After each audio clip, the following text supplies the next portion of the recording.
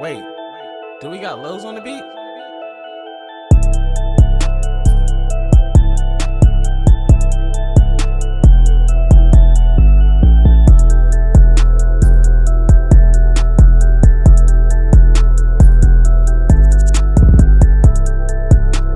Alright, so first things first, we're gonna slice it open. Go ahead and do that. Sliced. Open it up.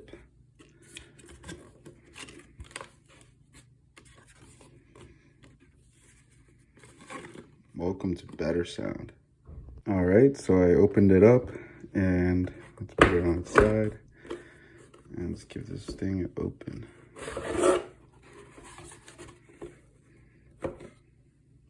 Get the SHURE.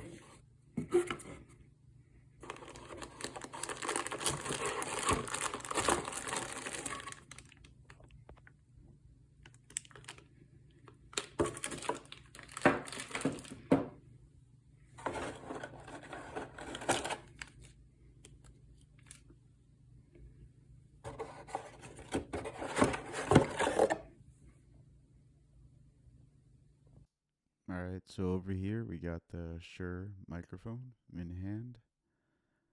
Got this little thingamajigger. I don't know, it might be for like an adapter or something. This was in the box. It has like some cushion to it and then some paperwork.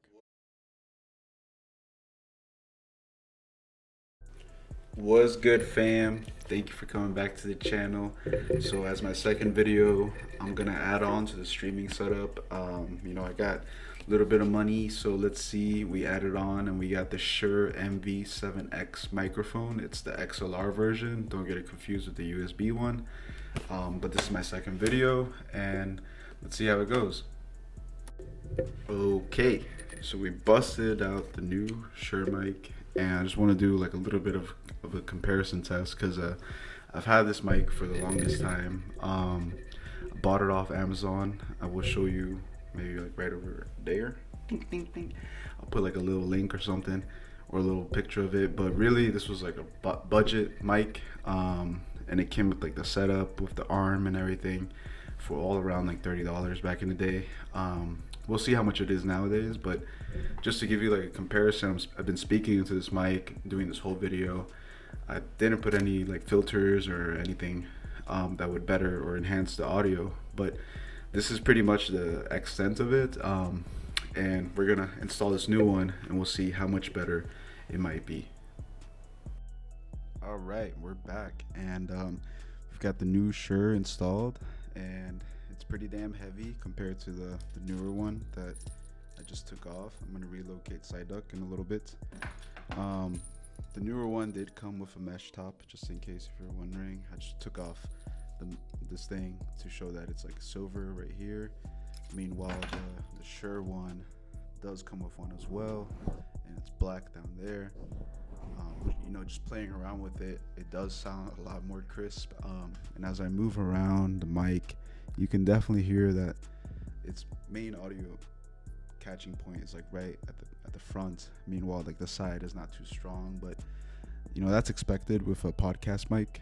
I do think it's like very crisp compared to the newer one. You could probably tell from the last video, but I'm gonna keep testing it and we're gonna run a couple scenarios. All right, so the first scenario that I wanted to run, and now I got the mic actually pointed towards me, so you should be hearing me a lot more clear. And all I had to do is really just like loosen some of these knobs and just tighten them in the right position. But one scenario that I wanted to run, and it might just be a common one for everybody, was let's see how it sounds while we're talking, but also typing at the same time. So right now I'll just be typing on this keyboard and just talking. We'll see if it picks up some of these keyboard strokes. I don't have a mechanical keyboard. I just have the regular Apple one, the wireless one.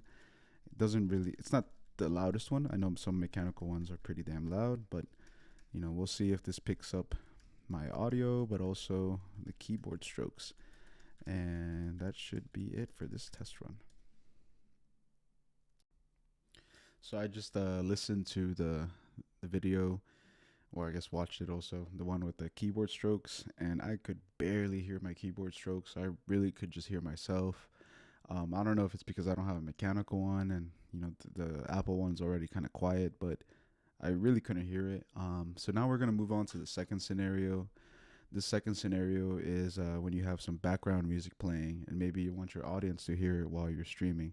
How would it sound? Does it even pick it up? So we'll see.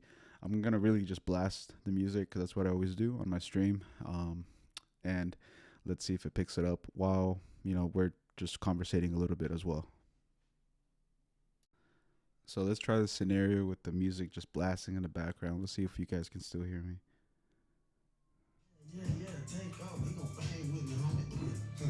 Alright, so the music is pretty loud in the background, and I'm just testing the mic right now.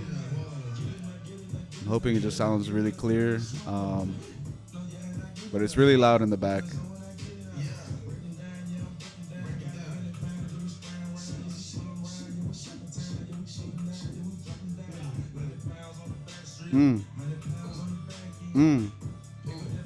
Ooh. Ooh. Back to back with it. What you guys think? It sounds pretty clear. I think I could hear my voice pretty clear, and the music's pretty faded in the background. But let's confirm with listening to this video. So I thought that worked out pretty well. You could probably hear my voice pretty damn clear, and like the music in the background. You could still hear the music pretty well as well, but it was just very focused on my voice. So you can tell this mic is definitely made for like podcasters or like streamers. Somebody's going to be mainly talking into this, and the background noise doesn't really matter too much. There's a third scenario. This is kind of personal. It's I like to just play around with music. It might not be streamer like, but let's see how it compares to my older mic, where I sang some verses on an instrumental, and we'll compare it to this mic and how it sounds. I did have the older mic, and I recorded this verse on the older mic, the newer mic, and I just recorded the same verse on the Shure mic. And although we're gonna try to play them, but I don't know how it's gonna work out with the screen recording. But a couple of differences you could see already is that the newer mic had a lot more of these. I'm not even sure what to call them, just like fluctuations in that. And then this one had a little bit less, or a lot less. I don't know if that's like because this one's like the new mic is like a lot more focused on just the voice and doesn't really account for like background noises. Meanwhile, this one did. I could always hear just like clicks in the background, or if someone dropped something, I could definitely hear it on this old mic. But with the new mic, it's really just focused on the voice, it seems like. Well, as I figured, that screen sharing recording thing didn't really work, but maybe the true test will be to export the songs as MP4s and try out one of the instrumentals with the older mic, and then try that same instrumental with the new mic and just see the differences there. But I try to show y'all just a couple of the main differences I saw in the distortion of the audio, or I guess like what it can pick up in the background. The older mic, the newer one here, did pick up a lot of background noise. Meanwhile, this new one, as you can see with the wave, is a lot more confined, and just mainly picks up your voice, minimal background noises.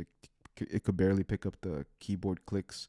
So this one is entirely made for podcasters or streamers, and maybe even artists.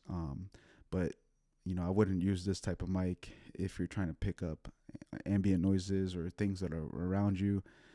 This is definitely just for like sitting at a desk, or possibly even some outdoor streaming if people do that, or podcasts. But nothing for picking up like concerts or like wilderness type of things. This is not the mic for that. I will explain a little bit more about why I went with the XLR version versus the USB version. But I wanted to show you guys what I have in terms of my interface first.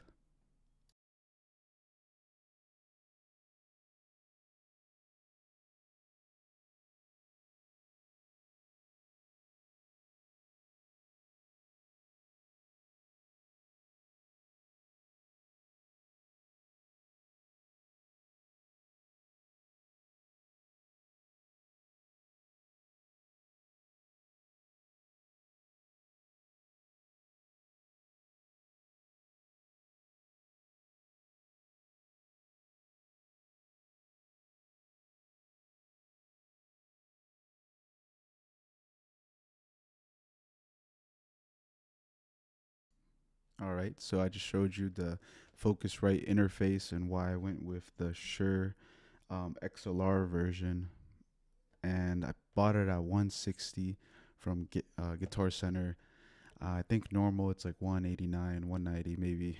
It could possibly have even been 200, but um, if you don't have the auto interface and you want a mic that's similar to this, I would recommend getting the USB one. I think it does cost more because you don't need the interface with that. I bought the interface, the Focusrite one, a few years back already, so I just wanted to make use of it and get this new XLR version that they came out with. And I'll be just recording on this from now on. I'm gonna retire the newer one, might even sell it. But I posted the link for the newer one as well if you're interested in the beginner one. It comes with the stand, some of the cables, and then I'll post a link for this one as well. And just give me your thoughts in case you have this one. If you have the USB one, also give me your thoughts on that. I've been thinking about just getting rid of this setup entirely, but we'll see. Maybe in a couple of years from now, after I retire, even this one. So thanks for viewing this video. Hope to roll out some more with some new gadgets that I might get for streaming or just podcasting. And I'll see you soon, or I guess on the next one.